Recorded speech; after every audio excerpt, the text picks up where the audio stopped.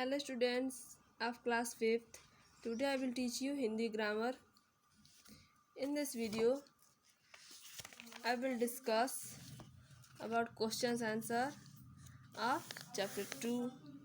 Okay. Our first question is word किसे कहते हैं। तो भाषा की लघुत्तम यानी छोटी से छोटी इकाई जिसके खंड नहीं किए जा सकते उन्हें वर्ड कहते हैं। ठीक है। नेक्स्ट है वर्ड के कितने भेद हैं लिखिए। तो वर्ड के 2 भेद हैं, स्वर और व्यंजन। नेक्स्ट क्या है, निम्नलिखित शब्दों के वर्ड विच्छेद कीजिए। वर्ड विच्छेद में होता है अलग अलग करना, पृथक पृथक करना। यानी कि ये जो वर्ड दिया हुआ है रुपया, इसके सारे ये जो शब्द दिया गया है रुपया, इसके सारे वर्ड को अलग अलग करना है। जैसे र इसमें कौन सा स्वर है, उ, छोटा हुआ ना तो उ। फिर क्या है प, तो आधा प लिखेंगे, उसमें कौन सा स्वर है, अ। फिर क्या है य, उसमें कौन सा स्वर लगा हुआ है, आ। तो क्या हो जाएगा, इतने वर्ड मिलके क्या बनाते हैं, एक शब्द ये रुपया। वैसे ही क्यारी है तो क आधा है तो स्वर रहित क। फिर क्या है य, उसमें कौन सा स्वर है, आ। फिर क्या है र, उसमें कौन सा स्वर है, ई। तो इतने वर्ड मिलके कौन सा शब्द बनाते हैं, क्यारी। ऐसी अनुशासन, पुस्तक, सोना। ओके, आप इसे बुक में फिलअप कर लीजिए। नेक्स्ट है आ ध्वनि के उच्चारण वाले 4 शब्द लिखिए। Copy, doctor, mall, hockey. Okay, our next page number 13। ठीक है, पेज नंबर 13 आप पढ़िए और खुद से कीजिए। ओके, क्या करना है मैं आपको बता देती हूँ।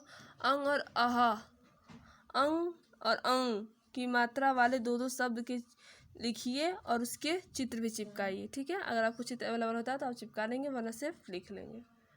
नेक्स्ट क्या है, आ लगाकर नीचे दिए गए चित्रों के नाम लिखिए, इसके नेम राइट करने हैं। नेक्स्ट क्या है, शब्द को चुनकर सही जगह पर लिखिए। इसमें से जी ये जो मात्रा यहाँ पे लिखा हुआ है उससे शब्द जो है चुन करके यहाँ पे राइट करना है। Okay, turn the page. Next chapter is संज्ञा, हिंदी में बोलते हैं नाउन। ठीक है, तो हमें नाउन के बारे में पढ़ना है। नाउन की परिभाषा क्या है, किसी प्राणी, वस्तु, स्थान या भाव के नाम का बोध कराने वाले शब्द संज्ञा कहलाते हैं। ठीक है, हम इसे पढ़ते हैं, इस स्टेटमेंट को पढ़ते हैं, हमें पता चल जाएगा संज्ञा क्या है।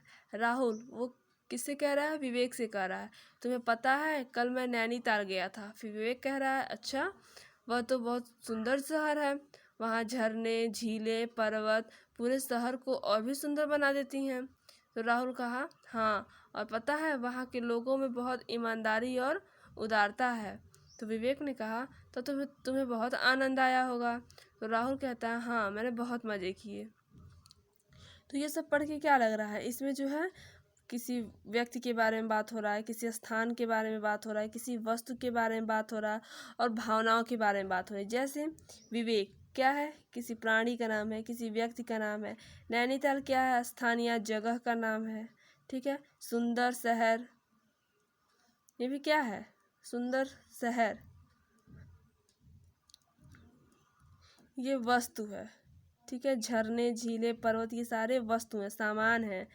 हाँ, और क्या है, भावना क्या है, ईमानदारी और उदारता, आनंद, ये सब भावनाएं हैं जो हमारे मन में होती है। ईमानदारी की भावना, उदारता की भावना, आनंद की भावना। तो संज्ञा की परिभाषा क्या होती है, किसी व्यक्ति के नाम को, किसी स्थान के नाम को, ठीक है, किसी वस्तु के नाम को और किसी भाव के नाम को हम संज्ञा कहते हैं। अब संज्ञा के भेद पढ़ते हैं। संज्ञा के कितने भेद होते हैं, तो 3 भेद होते हैं, व्यक्तिवाचक, जातिवाचक और भाववाचक। अब व्यक्तिवाचक संज्ञा क्या होती है, तो विशेष व्यक्ति या वस्तु का स्थान का ज्ञान कराने वाले शब्द व्यक्तिवाचक संज्ञा कहलाते हैं। जैसे दिल्ली, महात्मा गांधी, लाल किला आदि। तो विशेष व्यक्ति महात्मा गांधी, वस्तु क्या है, ये लाल किला, स्थान क्या है, दिल्ली। तो इन चीज़ों का बोध कराने वाले शब्दों को हम क्या कहते हैं, व्यक्तिवाचक संज्ञा। नेक्स्ट क्या है, जातिवाचक संज्ञा, तो कुछ संज्ञा शब्द जाति विशेष को प्रकट करते हैं, अर्थात उस जाति के सभी लोगों के लिए वे शब्द प्रयुक्त होते हैं, उन्हें जातिवाचक संज्ञा कहते हैं। जैसे नदी, लड़का, पहाड़, गांव आदि। अब नदी किसी एक नदी का नाम नहीं है, सारी नदियों को हम नदी कहते हैं, जैसे गंगा नदी, यमुना नदी, ठीक है। लड़का, जितने सारे लड़के हैं किसी एक का नाम तो लड़का है नहीं, पूरी लड़का जाति का बोध हो रहा है इसे, तो इसलिए लड़का भी समूह जातिवाचक संज्ञा है। पहाड़, ऐसे पहाड़ों के नाम भी अलग अलग होते हैं, हिमालय पर्वत, नीलगिरी पर्वत, ओके।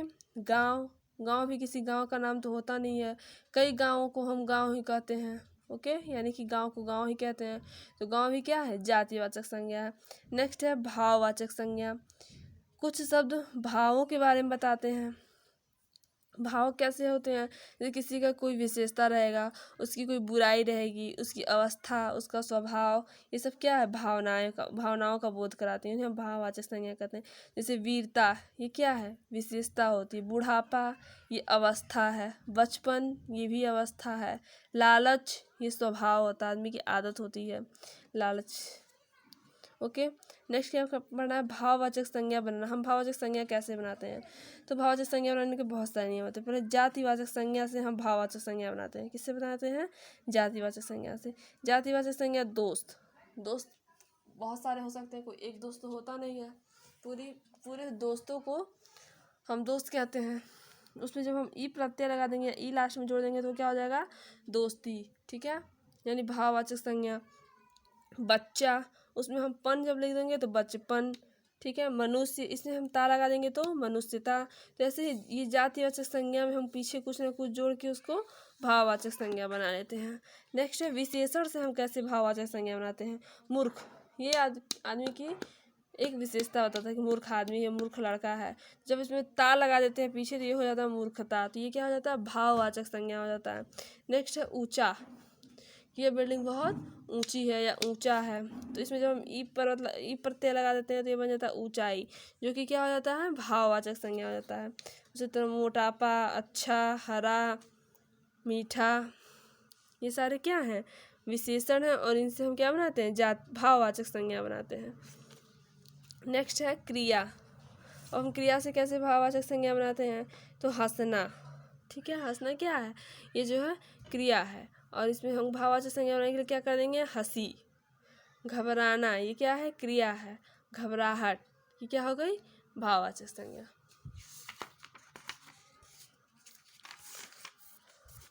ऐसे बहुत सारे वर्ड दिए गए हैं, सजाना, कमाना, रोना, खोदना, आदि सारे वर्ड आप पढ़ेंगे अच्छे से।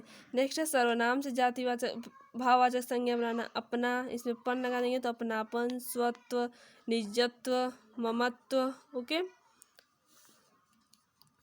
आगे क्या है, आपने सीखा, इस सब में हमने क्या क्या पढ़ा था, हमने पढ़ा किसी प्राणी, वस्तु, स्थान अथवा भाव के नाम को हम संज्ञा कहते हैं। संज्ञा के 3 भेद होते हैं, जातिवाचक, व्यक्तिवाचक और भाववाचक।